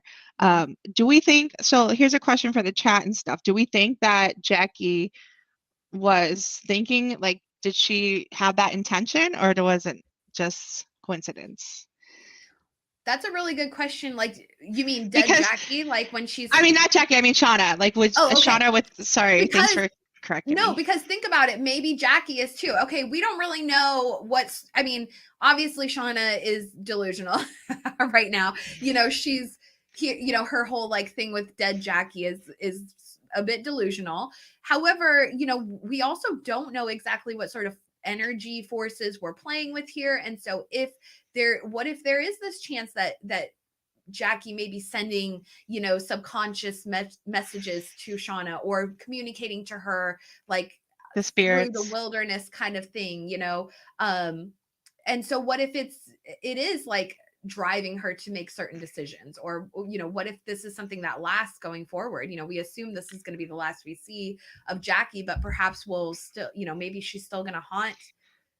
I mean, even I like the idea of that. It would be yeah, nice if we got more taunting Jackie, like yeah, taunting Jackie. yeah, I mean, because in real life she was always taunting Shauna, whether she meant to or not. But now she's actually meaning to, which is different. And she's like, and the Jackie realness, I'm here for it. yeah, like Shauna, you knew that's not what you want. What? Because you want to bring me. Like yeah. sassy Jackie. Okay, I'm down.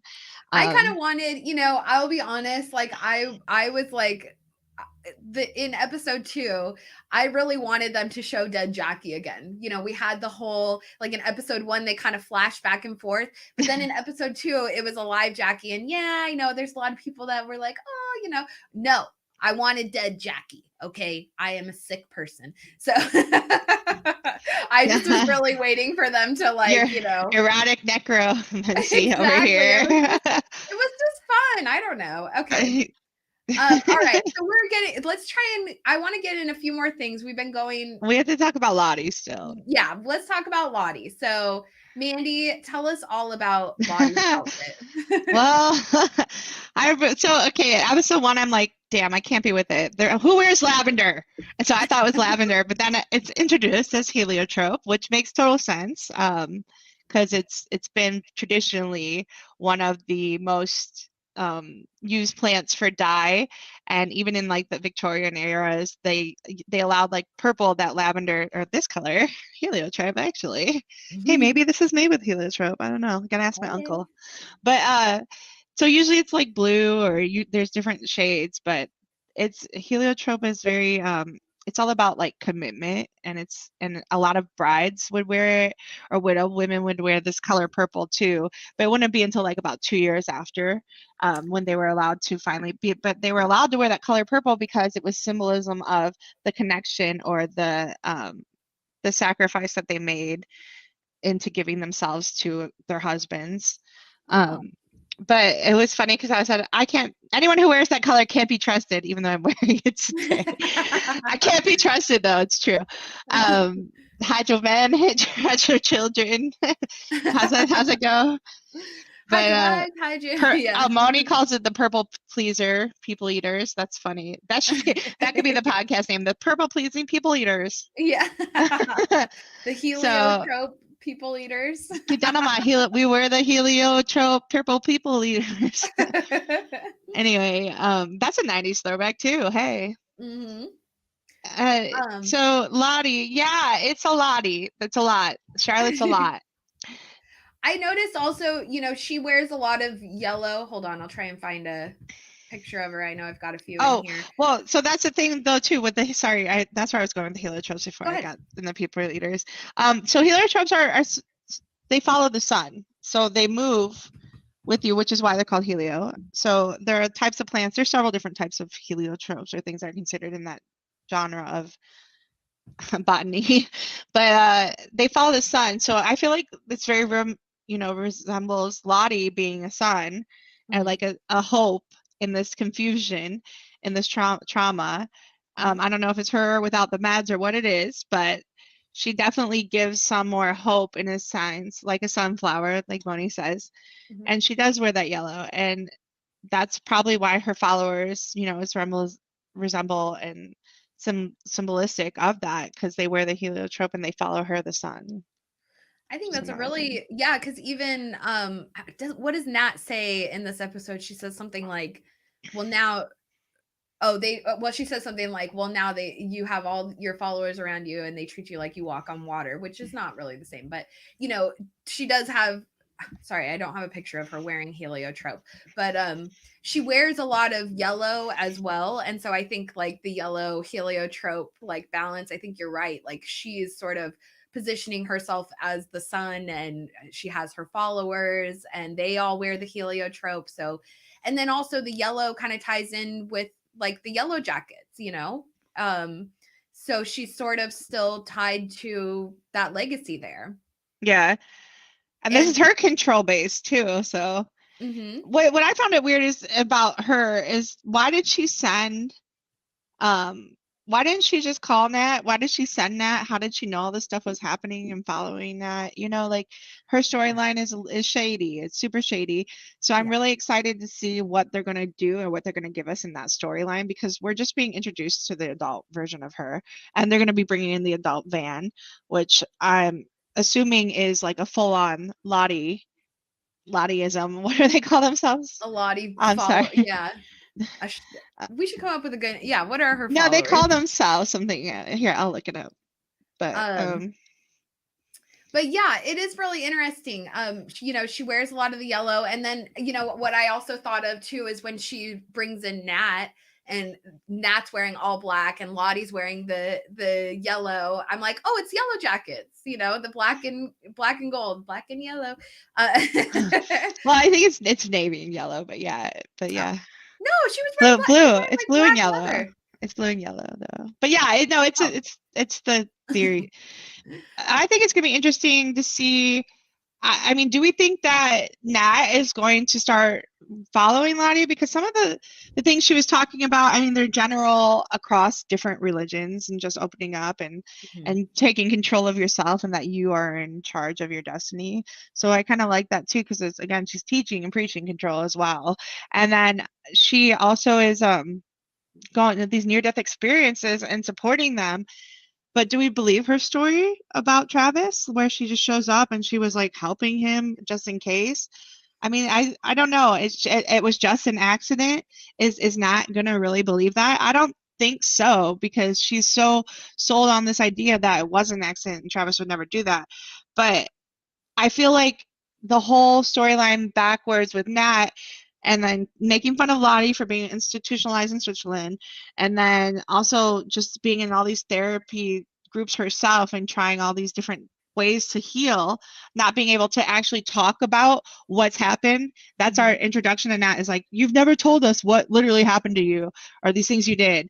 And so now she's going to be able to let it go. So I think it's going to be really interesting if these two actually do some healing work together. But I kind of feel like, will it bring out Nat's evil side? Will it bring out this other side of Nat that we've been wanting more of?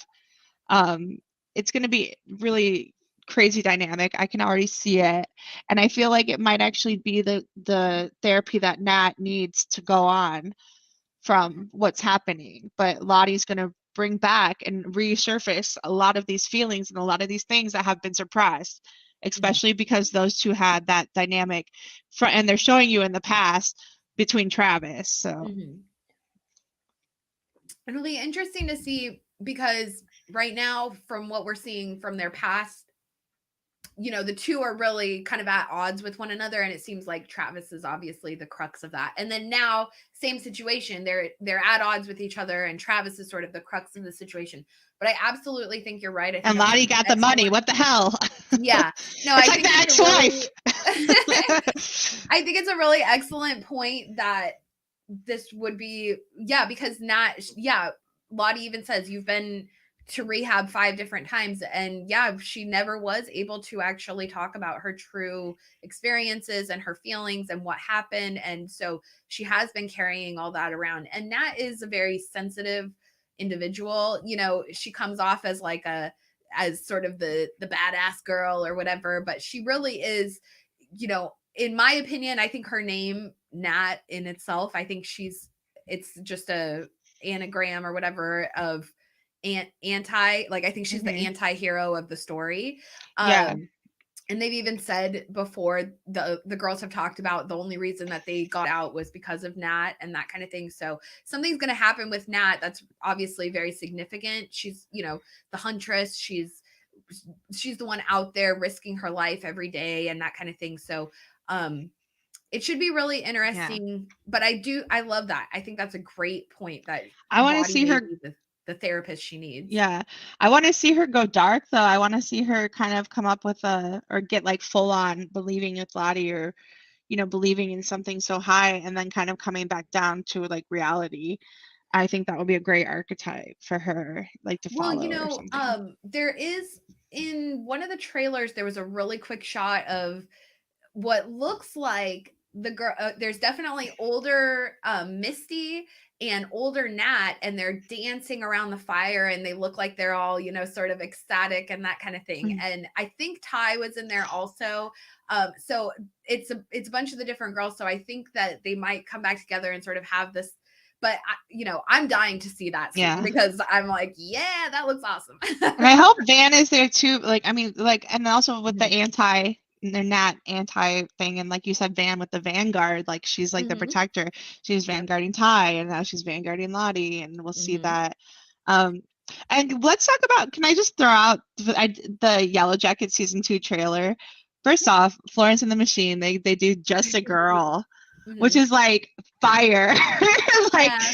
it's so perfect for this, for how they do it. And Florence and the Machine is one of my all-time favorite bands and groups, and I just like fell in love with it. And we haven't hardly seen anything else. So this, I'm so excited because I rewatched the trailer today, and I was like, man, wait, dang. And every time I watch it, I just see something new. So maybe we should Mhm. do just a breakdown of just the trailer and just our Yeah. hypotheses Yeah. off of it. There's But definitely there's a lot. I mean, I'm so excited for Van's story time in particular, just to kind of see like how that, my video that I did last week was really centered around that. And, just Van as like the storyteller, I just think is like so awesome. I just love it. that And is really cool. Yeah. yeah, so I'm excited to see how they sort of make a myth, out of their experience, and how that's going to play out in the future.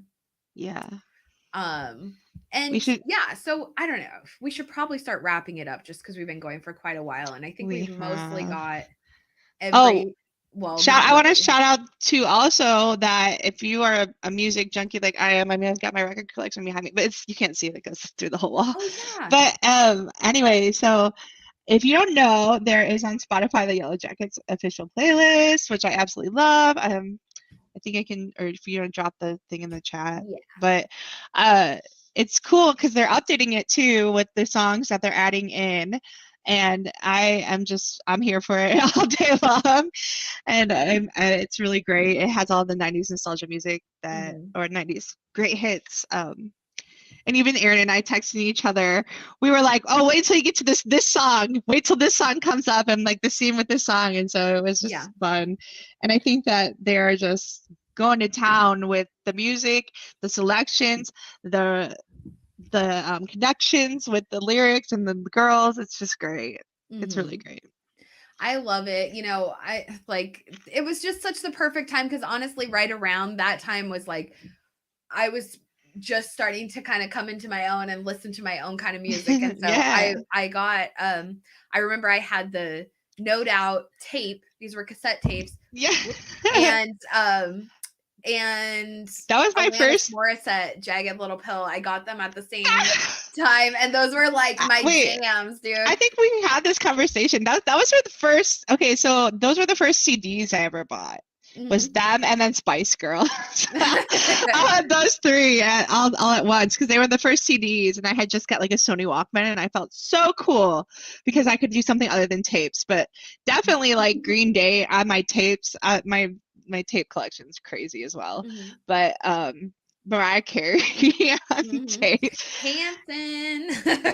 Yeah, that was a CD. I had that one on CD, but I was a big Hanson fan, I'll for be honest. sure. But I am excited. I really hope that they're gonna put some Alanis Morissette on the show, just because, Yeah, and they I have was had really happy to hear Tori Amos in episode 1. That's the one I was Massive like, Attack is one of my favorites. yeah, So yeah. yeah. I love it all. It's so much fun every episode to hear the new, hear whatever their new beats they're dropping. The You Offspring. old. Yes, that one was a great one too. Man, Uh, that's like get your white t-shirts out. be like idle hands up in here. I think we decided also that Lottie's official song, her official 90s song is Machine Head by Bush. Because like breathe in, breathe out. That's Lottie. Oh, breathe. Breathe. Just Like you can see it's so funny because like you see the juxtaposition between the 1996 girls where Lottie's like just breathing with Travis, and then you have then it flows into Nat being stuck in that room with a sign that says breathe behind her, and she's like, mhm. fuck you. I can't sorry, I can't curse. Especially considering the way Travis died is like by hanging, so he couldn't breathe. So there's something really interesting. There's something to that actually. I wonder Mhm. if with like Lottie's, huh?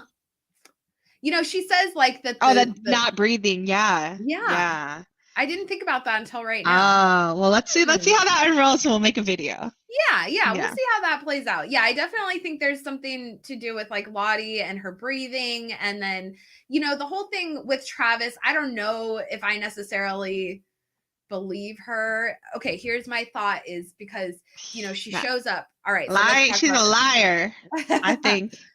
well, going back to the color thing, okay, so back in season 1 when Ty is doing her election and she sacrifices Biscuit, and then during the election she's wearing her red dress, and red is like definitely like a power color for women as in like a goddess, symbolism and that kind of thing. And so she's wearing She that red reminds me of dress. the witch in Britannica in that line. It, Yeah, when she wears the red dress and they're eating the son of. yeah, Yeah. So, totally. Oh my yeah. gosh. I don't know if you guys, Mandy and I used to stream about Britannia like back in season 2 of Britannia. So if you guys ever want to check that out, definitely do. Maybe we'll do a But season. Maybe we'll go catch up. yeah, Maybe. I missed that show. But so Ty is wearing the red dress and when she sacrificed Biscuit, and then when we go back to Lottie's scene with Travis and he goes to hang himself, Lottie is also wearing a red dress. And even though she's normally wearing the heliotrope or the gold and kind of those kind of colors, she's wearing a red dress at this time. So I if we didn't see consider that. that, with Ty, she made a sacrifice to the wilderness to gain this power. Well, what if it was Blood. Lottie maybe was also doing the same thing? And so when we think about, do we trust Lottie and her version of the story, that may be something to consider that we should not trust. She's wearing that red dress. It may just be kind of a red herring or whatever, something for us to take note of that may have been a sacrificial moment. And, the thing with the whole death scene was that Travis was like, well, if I get close enough to death, then I can talk to the wilderness and it can tell me what it wants, and then we can get rid of it and that kind of thing.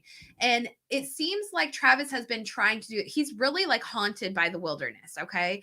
And And all his ex-wives, apparently. right? He's got a Everybody lot of wants that money. his harem. He's like, I got to get back to the wilderness. I had so many wives. But but he believes that if he gets close to death, then he can kind of conquer the wilderness or what have you.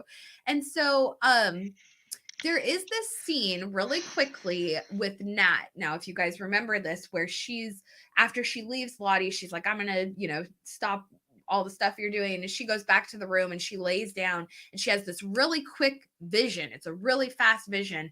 And it's like, it looks like somebody's kind of bringing her back to consciousness, and it's very unclear what's happening. But so I went through and I paused it, tried to see what was going on. And it looks to me like Nat is being revived by paramedics. Like something happened, maybe she OD'd or something of that nature. And the paramedics are putting on an oxygen mask on her. But in the background, you can see Travis is standing there facing out of the open door, but it looks like he's like talking to someone or interacting, but not with like a paramedic. It just looks a little more like stressful or eerie than that. Cabin daddy.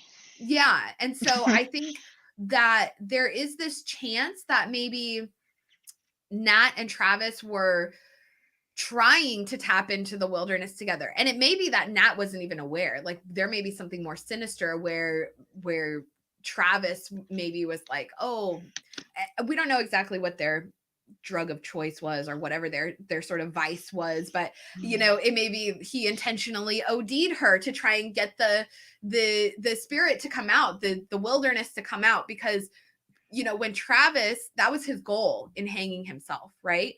And Lottie's like, I'm going to bring you back down as soon as, you know, as soon as you go unconscious. Well, then the thing breaks. But as Travis is dying, she sees Laura Lee. So she has the encounter with the wilderness. So Travis may or may not have, we'll never know, but Lottie certainly did. So we can kind of see there may be a parallel to that really quick scene that Nat had, that flashback that she had of her coming back into consciousness, and Travis is having the interaction with some sort of wilderness entity, spirit, whatever. Yeah. I love this rabbit hole. Like I do. And CC from the Miss Duncan Tall from the chat is screaming out flatliners. And then also, I mean, think about all of the storylines and movies and things that we know about that near-death experience, putting you on that realm where you see spirits, or you open up yourself to a realm of other witchly or occultic type things. That definitely could be a huge role in this too. So we should be on the lookout for that. So yeah. So oh, go ahead. Oh no, I just think it was really, really interesting. I think there's a lot more to it. I think Lottie also knows more. Lottie knows a lot more to it than she's kind of leading on. And it may just be that like she and Travis had some sort of, you know, I'm gonna imagine they had a strong relationship after the fact that maybe Nat was just not aware of, and maybe, you know, Travis was seeing Lottie for like healing and that kind of thing.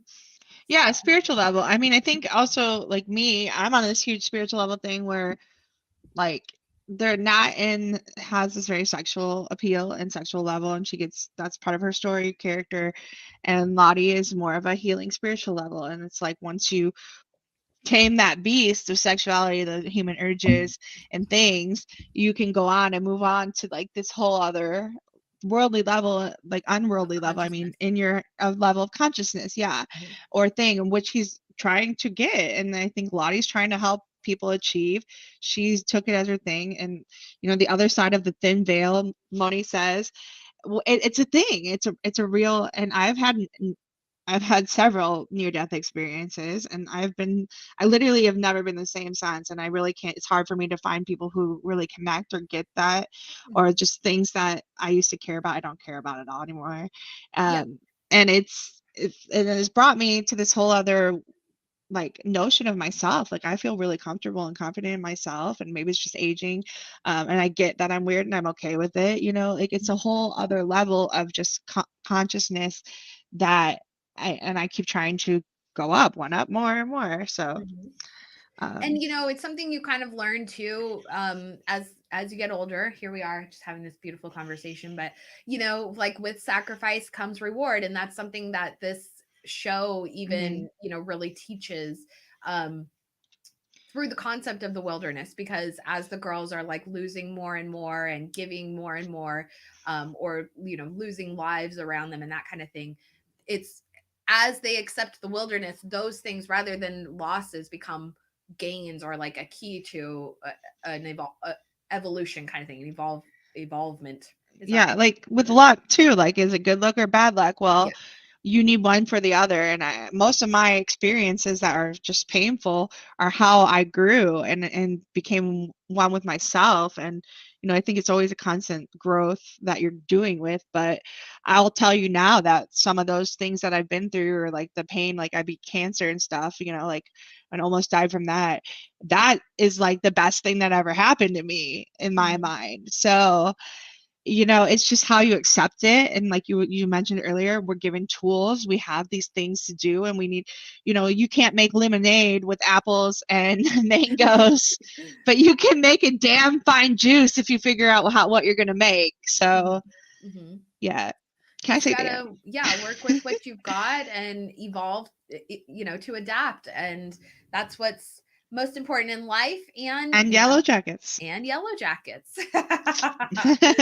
We're not Yeah. off topic. We're Yeah. because it's like these girls they're all coming to these self awarenesses of Mhm. themselves as adults and these new it's not really new but they're finding themselves and they're finding their true selves in the suppressed world that they live in or the suppressed things and then from the suppressed world they had to find themselves in the wilderness, so they have to find the balance of it. And that's what life's about, is finding your balance. Each Mhm. of them their own character, truly each of them are just so different. And I feel like I relate to all of them a lot, but I have multiple personalities, so there's that. You're so Gemini. Yeah, I'm Gemini. I'm a Taurus Gemini, so it's even worse. But yeah, I mean, let's ask the chat. Like, who do you guys? I just want to throw one more chat question, but who do you guys most see yourselves as? What Yeah, let us character? know, yeah, who you connect to, and what, why, who and Yeah. why. Tell us all about your lives in the chat. No. Like I said, I'm already well, and I love the for me, every time I watch a scene with Misty and Nat, I feel like it's literally my depression and me like fighting.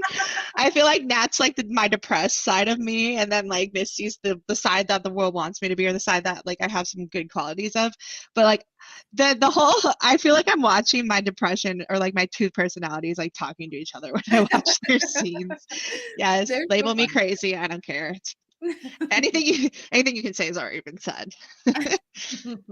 It's all true and more, right? Oh, that's what I go with. Hey, whatever you want to say about me, it's probably true. It's in your mind. Um, one thing I did want to point out too, and just because I have to, because it's Arthurian, I noticed also, because in my video I did draw some comparisons to Mists of Avalon with the just everything that's going on thematically. Yeah, there's a lot However, of I them.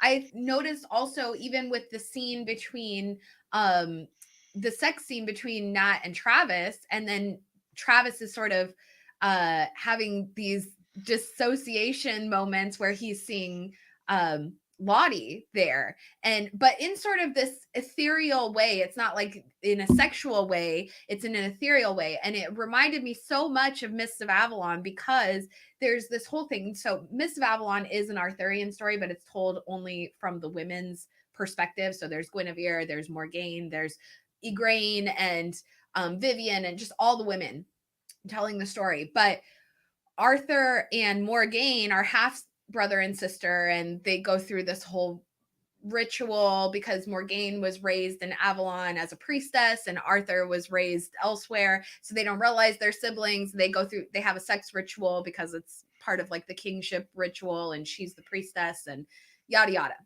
Tra la la. So now Arthur has this sort of sexual like connotation with Morgane. He has sort of he like basically he views Morgane as the goddess, all right, in the same way that Lottie can be viewed as the goddess in this situation, as like the earth goddess embodiment, right, especially as the antler queen.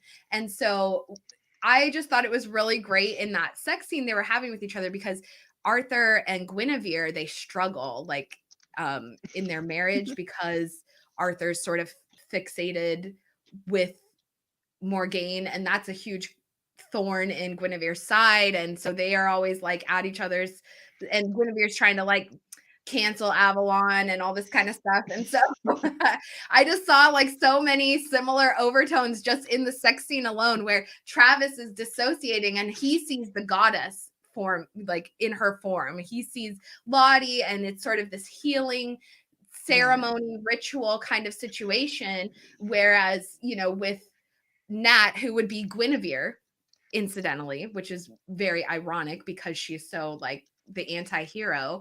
Um, you know, whatever. That's all. I just saw that symbolism No, there. yeah, that scene actually, like, I'm glad you brought it up because that scene was really something. And especially like how just the comfortness of her arms and Lottie's just like things. And while you're doing, it it really gave us some insight into Travis, and there's so much more in that. I'm so excited to see what they're gonna do with it.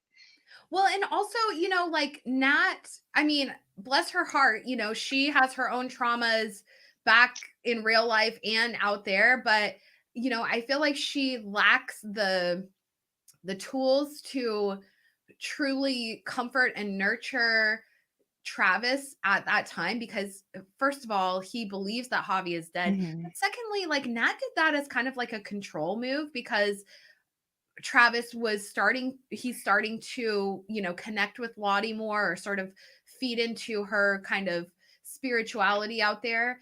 And Nat is not, she wants to maintain this control over basically her boyfriend. And so she does a power move in the whole thing with Javi's pants, and, which sounded weird, but it's kind of, it was not a good move. It's going to come back and like bite her in the ass for sure. I Oh, really, yeah. but in the same motion, like, if Nat really cared about Travis, she would recognize in that moment that he is in need of healing and of, comforting and that kind of thing. And really her only tool that she has in her arsenal at that moment in time is like sex, Or the gun. yeah. I like that. I love that you said arsenal too. Yeah. But she doesn't have a lot of emotional, like, she doesn't have that range to work with in the way that Lottie kind of does. Yeah. So, and Travis needs that right then. So it was just kind of like there was so much going on in that sex scene, which seemed kind of minor, but there was like really a lot of layers to it. So, Yeah, I mean, even just not with a gun, it's just, I mean, we have to remember that her father, the scene with her father, mhm, beating her mother, beating her, mhm. then all the abuse and her holding it to him, not being able to shoot it, and her shooting it, and then her seeing her father kill himself accidentally, and then when she actually had the gun in her mouth in season one, it's just so much depth into that character, but it's like she hides it behind the gun. She hides it. She doesn't let it out the same way Lottie does, which she's more like this existential crisis where, it's another storyline, but I think it's just Nat, something to think about. her identity is really tied to being the huntress. But along with that, there's a lot of like death.